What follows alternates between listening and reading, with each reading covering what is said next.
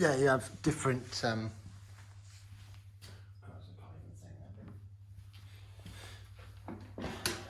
Right. This is not scripted whatsoever, and it's just a little thought I had in my head. And with Cancer Awareness Week or Day being next week, I want to do something a little bit different to what I normally do, which is my post, which I'm sure people are getting bored with now. And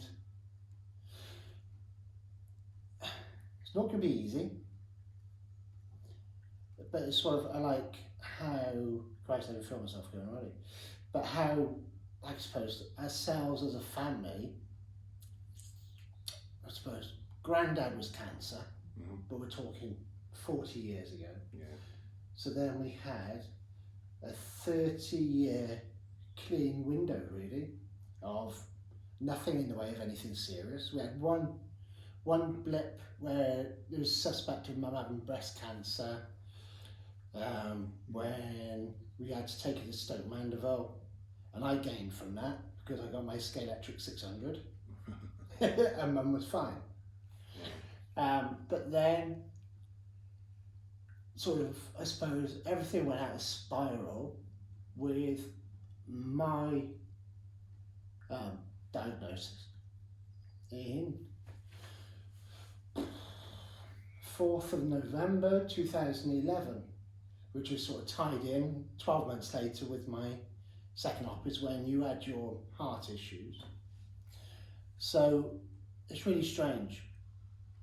I cannot remember telling you, Mum, of my cancer. I can remember telling Elliot, because I told Elliot over the phone, and he was in work. You told us over the phone. That's what I did. We were driving home after your mother's finished her job, delivering the parcels, and we were going between Abergavenny and Bryn Mawr. Yeah. And well, really, that was, well, you came across relieved at one stage of the conversation due to the fact that you now knew what was wrong with you. Yeah. Because we've been going through, God knows how many months. Well, I put it... With different diagnoses. Yeah. Whatever you say. It was 18th of December, so 2010, I would say really was the start of my going downhill properly. Trying to do a wedding job, photography, and I just couldn't get away from there quick enough, and I nearly took myself straight to the Royal Gwent because I had a chest infection from hell, which, okay, I suffered with them, but I've not had that extreme. And then I had tonsillitis in January, which I'd never had. And then everybody started talking about me losing weight, which I put down to, well, I was pleased on that. I wasn't fat or overweight or anything beforehand, but it was just noticeable. And then it was just, my mouth ulcers just stopped me eating, really. Yeah. So yeah, so I suppose by then I had to sort of start thinking of, wow, something's not right. And so yeah, so then that was I saw a stand-in doctor who turned around and said, you just got to get used to it. And then I saw my doctor 10 days later, when she came back off holiday, walked in, she goes, you're anemic. Get in there, we need to do blood tests. And then it just sort of, so yeah, so for myself, I don't know, I had this thought in my head, well, I was just thinking, it's just in my head, they're not going to find anything. So the day that Mr. Aaron turned around and said, well, you've got 2,500 polyps in your small intestine, 800 in your stomach, and only one is looking like odd. I sort of turned and said, okay, so that one at the entrance to my bowel, do you think it's cancer? And he said, look, I can't say yes or no, but if I was a gambling man, then I'd put my house on it. Yeah. But from that, subsequently, a medical paper was actually written by Dr. Habubi about my case because he doesn't know I was alive. Because the chance of 1 in 2,500, well, minimum 2,500 polyps actually just being cancerous was just totally unheard of. Sort of thing. Yeah. So we had mine, which I can't remember. I sort of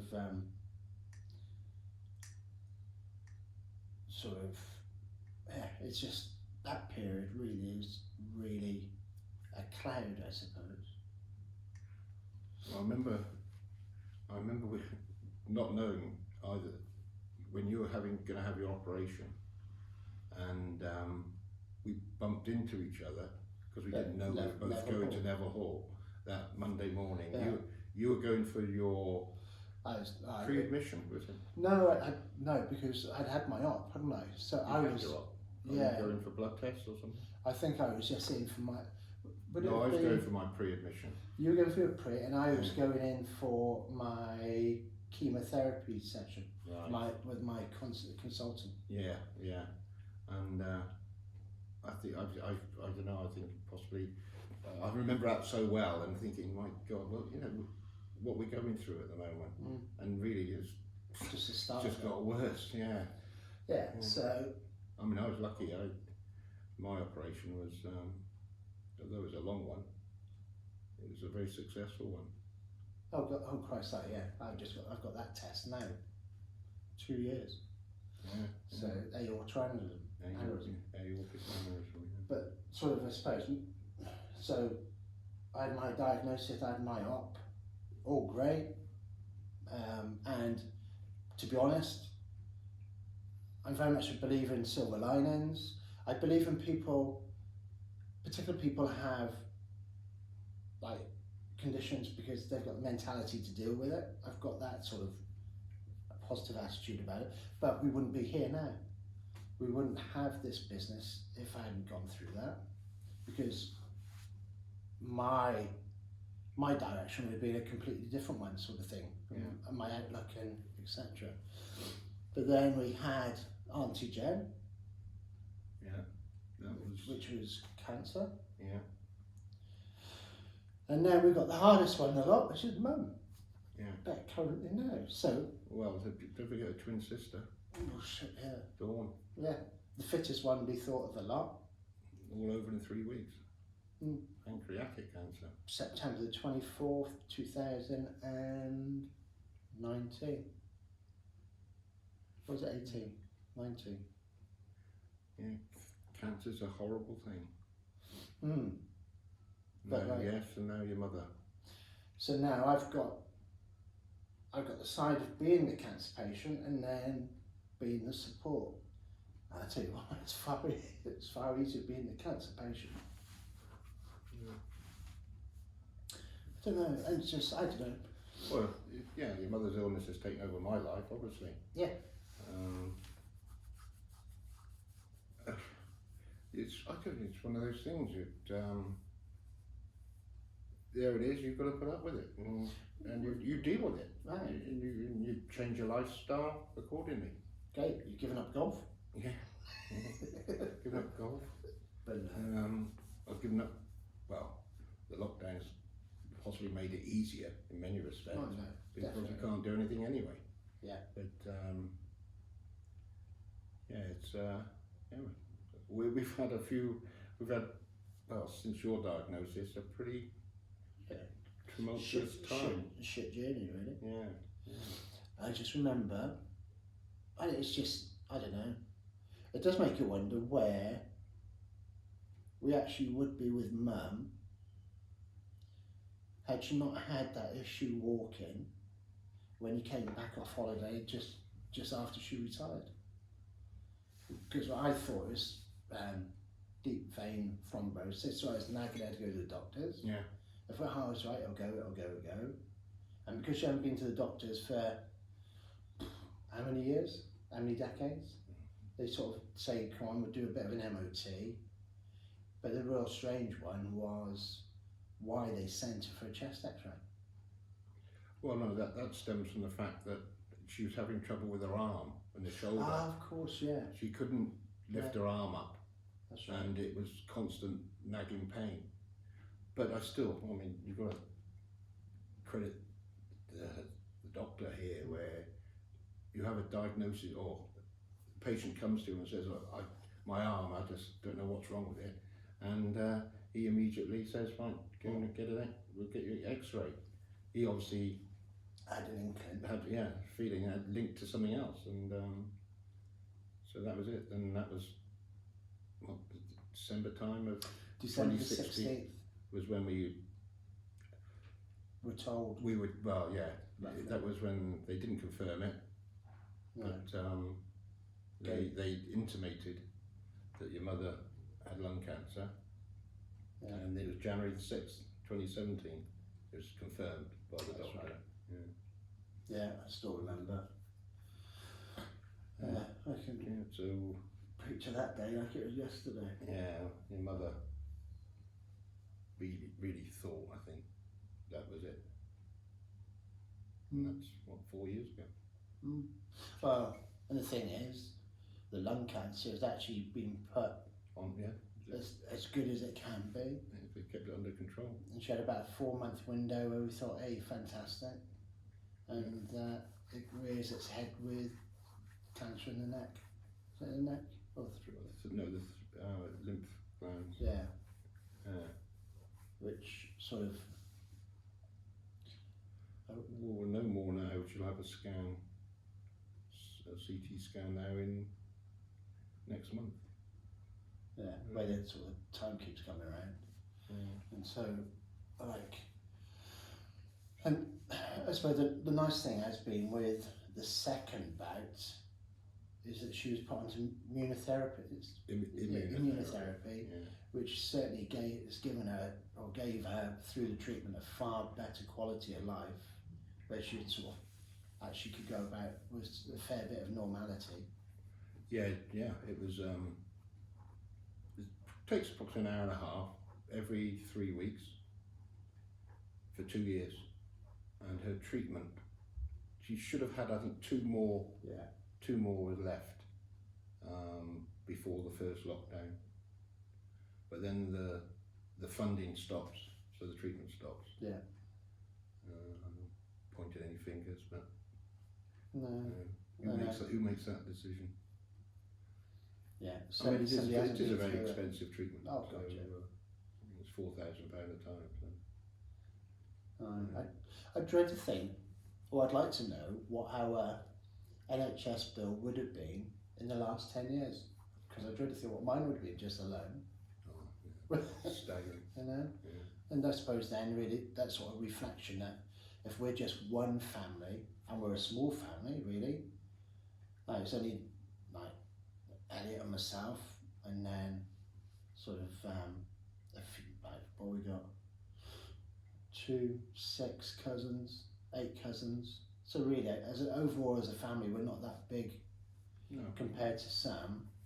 How much we've had to utilise NHS and the expense of it is sort of staggering when you then think of how many families there are, of how big a sort of a cost the NHS actually is. Yeah. You know? But you don't give a shit about anybody else, to put it bluntly. You just sort of out for your own family and sort of wanting them to have the best amount of care, sort of thing. That's right. Yeah. Of which, like St David's Hospice and like district nurses and everybody do an absolutely fantastic job now helping. But sort of a new drug would certainly be of a greater help. Well, yeah. I mean, the amount of tablets your mother has to take is quite extraordinary. I think it's 16 a day. Just the side effects more than anything else. Well, yeah. I mean, a few are morphine based, and so she is, I would say, sort of Drugged. semi out of it. Yeah. Yeah. But now then, so I just sort of, I don't know, and I sort of, if I was in your boat, I'd be the same, but you still sort of in awe of how, not so much put your life on hold, but certainly changes for however long it has to change. You know, that sort of. I think the worst part of it all for me at the moment is when I go to bed, because your mother obviously is in The front room. Yeah, in the front room. They supplied a bed for her. I leave her then, whatever time it is, Yeah. 10:30, 11 o'clock.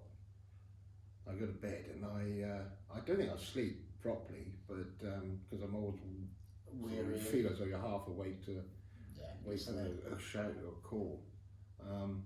But it's that walking down the stairs first thing in the morning. Am I going to find her alive or not? And that's and I've got that every morning, and that's hard. That's hard. And for me, my heart always stops is when you ring me. Yeah. You're expecting the worst, aren't you?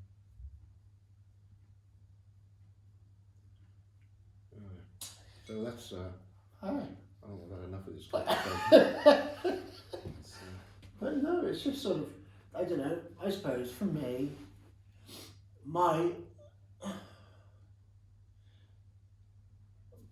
always say to everybody is, you know your body, you know something's not right.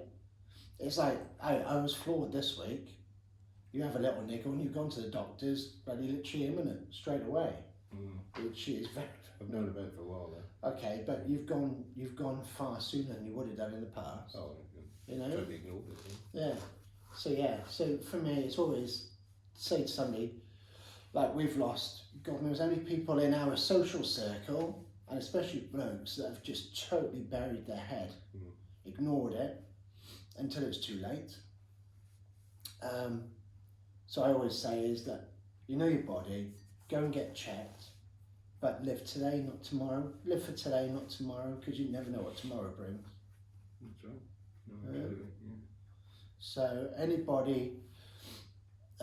anybody that thinks something may be a bit of a niggle, go and get it checked today, not tomorrow. That's all you can really say, because sort of it's very much in your own hands of, like, your health is in your own hands, and if you ignore it, then okay, you're going to face the consequences, when there's an absolutely fantastic NHS there that's there to support you, and once you're in the system, God help Christ, they help you a treat. Oh, marvellous, really marvellous. Yeah. And of course there's new treatments always coming out. I mean, from when your mother was diagnosed in 2017, January 2017, it was only then there was the new stage of this immunotherapy in its early stages, and that's been, because your mother did have the 6 treatments of chemo, and she said she would never gone back for the 7th. No. She obviously had the radio therapy as well, but there's no side effects of that. But the very minor, the only side effect we can really say about immunotherapy was more or less straight after having it, she felt sick, but that lasted a minute or 2 minutes, and she led a pretty normal life. And like chemo and like the radiotherapy, which could literally knock her out for a week, or she'd literally getting over it just as she was going into her next session. You know? And like, sort of for myself, because my cancer came about for a condition I've got referred to as FAP, and so it's polyps in vast numbers, and like I'm on a trial drug just to see if it slows down the process, and Christ, it certainly seems to be helping. So I knew this would be a hard one, but I don't know, just sort of see it on a different front. So thank you, Dad. Well, thanks for dropping me in. I wasn't expecting this. No, but if you knew what you were expecting, you wouldn't come up. Possibly. That's good therapy. Yeah. Thank you. It did record.